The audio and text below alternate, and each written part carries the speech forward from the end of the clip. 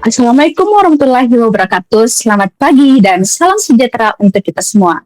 Selamat datang di podcast Dialog Kebangsaan yang bertema visualisasi bangsa yang dapat menggugah rasa cinta tanah air dan bangsa. Saya Astrini sebagai host di podcast kali ini dan saya Afan Saputro. Halo Sobat ASN Muda dan pendengar dimanapun Anda berada. Selamat datang di ASN Muda Bicara Bangsa, podcast yang bakal ngobrolin tentang peran kita sebagai aparatur muda, nggak cuma kerja di balik meja, tapi juga bergerak untuk bangsa. Kita akan bahas gimana sih kita sebagai ASN Muda bisa menunjukkan cinta tanah air dalam bentuk yang nyata. Karena cinta bangsa itu bukan cuma teori, tapi harus bisa divisualisasikan, baik lewat pelayanan, edukasi digital, sampai gerakan sosial. Dan kali ini udah hadir nih 3 teman AIS muda yang inspiratif banget dan penuh semangat. Pertama ada Kak Vicky nih dari RRI Pekanbaru, penata kelola pemerintah yang teliti sebagai pengatur irama, selalu memastikan semua berjalan tertib. Halo Kak Vicky. Halo, selamat pagi semua. Berikutnya ada Kak Nata dari Barat Aceh, teknisi siaran yang sabar seperti penjaga frekuensi, selalu siap memastikan suara negara sampai ke penjuru negeri. Halo Kak Nata. Halo, selamat pagi. Baik, dan terakhir ada paling spesial nih, ada Kak Aisyah dari RN Jember, penyiar yang ramah dengan suara yang membawa cerita dan semangat untuk para pendengar. Halo Kak Aisyah. Halo, selamat pagi semuanya. Oke, terima kasih para narasumber sudah berkenan menyisikan waktunya untuk obrolan podcast kita pada pagi hari ini. Makna nasionalisme bagi ASN muda. Kita mulai dari sini. Menurut kalian, dari Bang Vicky dan juga Bang Nata dulu, nasionalisme atau cinta tanah air versi ASN muda tuh bentuknya seperti apa sih di keseharian kita? Silakan Bang Vicky dulu, boleh. Baik, terima kasih buat Mas Tono dan Mbak Sri ya. Kita berbicara tentang nasionalisme atau cinta tanah air nih. Nah, kalau menurut saya, nasionalisme itu bukan hanya soal seremonial semata ya, seperti upacara atau acara-acara kenegaraan, tapi harus lebih kepada bagaimana kita bekerja dengan integritas, memberikan pelayanan terbaik untuk masyarakat, dan juga menjaga marwah dan citra instansi tempat kita bekerja. Sangat menginspirasi sekali. Bagaimana dengan Bang Nata? Betul Bang, apalagi di era digital, nasionalisme bisa kita tunjukkan lewat konten yang positif, edukasi publik, atau bahkan hal yang simple, paling sederhana seperti menjawab pertanyaan masyarakat dengan cepat dan sopan. Kita itu juga dapat berperan sebagai wajah negara di mata rakyat. Oh, benar banget nih Kak Nata. Selanjutnya kita ke visualisasi bangsa atau praktik nyata. Nah, ini menarik nih. Tema besar kita kan visualisasi bangsa. Gimana sih pengalaman kalian dalam memvisualisasikan rasa bangga berbangsa di lingkungan kerja kalian? Pertama ke Kak Aisyah dulu nih. Silahkan Kak Aisyah. Oke, terima kasih Kak Astri.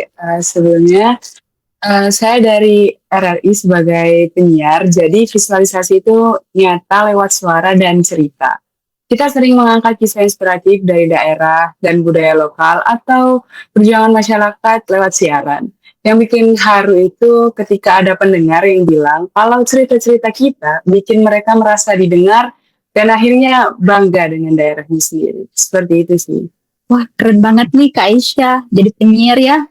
Kalau ke Kak Nata bagaimana nih? Di RRI itu punya bidang konten media baru tuh. Itu tugasnya tuh bikin seri edukasi digital di medsos, ya kan? Kadang kita pikir konten pemerintah itu kaku dan membosankan. Tapi ternyata kalau dikemas dengan gaya anak muda, itu bisa viral juga, Kak.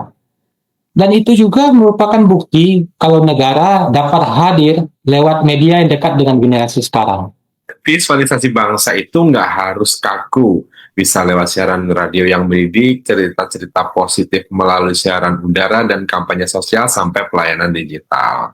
Senyum tulus saat melayani masyarakat juga merupakan dari wajah bangsa. Ya, ini benar banget nih Kak Natang. Oke, selanjutnya kita ke tantangan dan pesan untuk generasi muda. Apa sih tantangan terbesar yang kalian hadapi sebagai ASN muda yang pengen aktif dan berkontribusi? Saya ke Kak Vicky dulu nih. Apa nih tantangannya? Silahkan Kak Vicky. Tantangan terbesar yang kita hadapi nih sebagai muda yang pengen aktif dan berkontribusi adalah mungkin persoalan stigma ya.